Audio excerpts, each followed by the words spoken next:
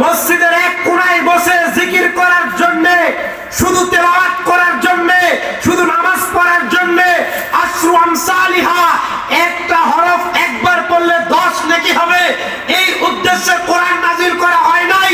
বিয়ে পড়ানোর জন্য এই কোরআন নাজিল হয় নাই। এই কোরআন 40 7 দিনা মিলাদ কিয়াম, এই জন্য কোরআন নাজিল হয় নাই। বক্তব্যের শুরুতে কোরআন তেলাওয়াতের মাধ্যমে বক্তব্য শুরু হবে, অনুষ্ঠান শুরু হবে, এই জন্য এই কোরআন নাজিল হয় নাই।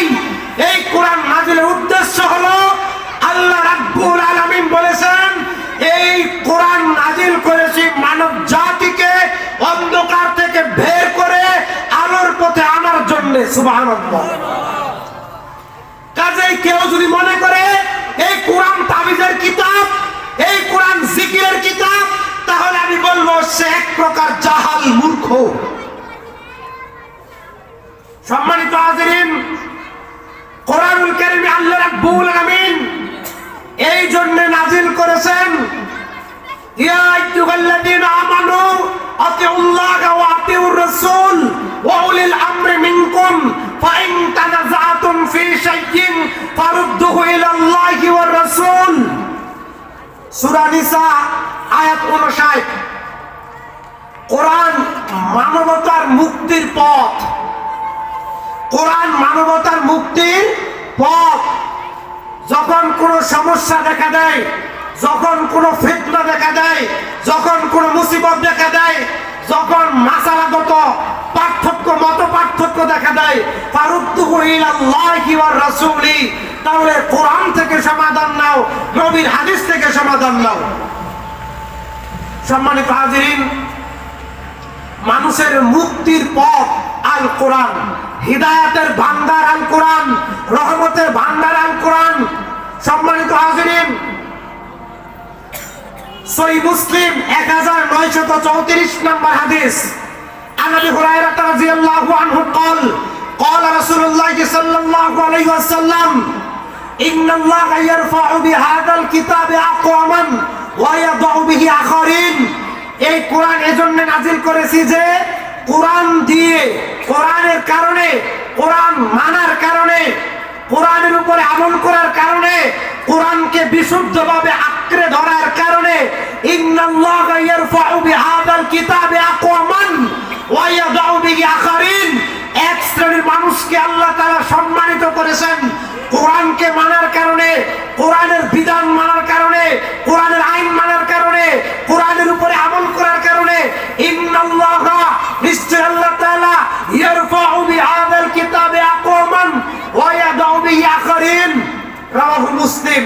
আল্লাহ তাআলা এই কোরআনকে, কোরআন যেভাবে নাজিল করেছে, আল্লাহ তাআলা বলছেন যারা এইভাবে আমল করবে তাদের সম্মান আল্লাহ তাআলা বৃদ্ধি করে দিবেন। সুবহানাল্লাহ। হাদিসে বর্ণিত হয়েছে, খায়রুকুম কারনি, নবীর যুগ, সাহাবীদের যুগ, তাবেঈদের যুগ, ইসলামের স্বর্ণের যুগ, তারা অর্ধেক পৃথিবীর রাজত্ব করেছে এই কোরআন দিয়ে। ঠিক না ভাই? ঠিক, ঠিক না ভাই? ঠিক। তাদের এক হাতে ছিল কোরআন, এক হাতে ছিল তলোয়ার, বুকে ছিল আল্লাহর প্রতি ঈমান। তারা সারা পৃথিবীর, অর্ধেক পৃথিবীর রাজত্ব করেছে। খেজুর গাছের নিচে বসে, মসজিদ নববীর মিম্বরে বসে অর্ধেক পৃথিবীর রাজত্ব করেছিল আল্লাহর নবীর সাহাবায়ে কেরাম। কাজেই হে মুসলমান, তোমরা ভুলে যাও না, তোমরা তাদেরই জাতি, তোমরা তাদেরই উত্তরসূরি, তোমরা তাদেরই বংশধর।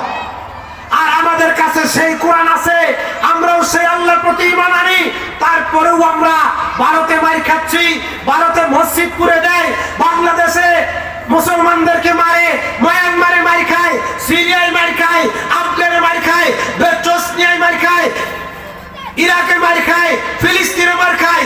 গোটা পৃথিবীতে শুধুমাত্র মুসলমানেরাই সবচেয়ে বেশি নিপীড়িত, নির্যাতিত।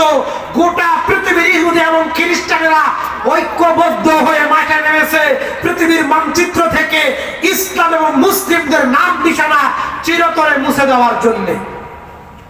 কাজেই সম্মানিত মুসলমান, হে যুবক ভাইরা, যদি তোমাদের রক্ত, যদি তোমাদের বিদ্যা, যদি তোমাদের বুদ্ধি, যদি তোমরা জ্ঞানবান না হও, সচেতন না হও, তাহলে তোমরাও, তোমাদের উপরেও সেই নির্যাতন সেই জুলুম, সেই অপমান চলে আসবে, সেই দিন বেশি দূরে নয়।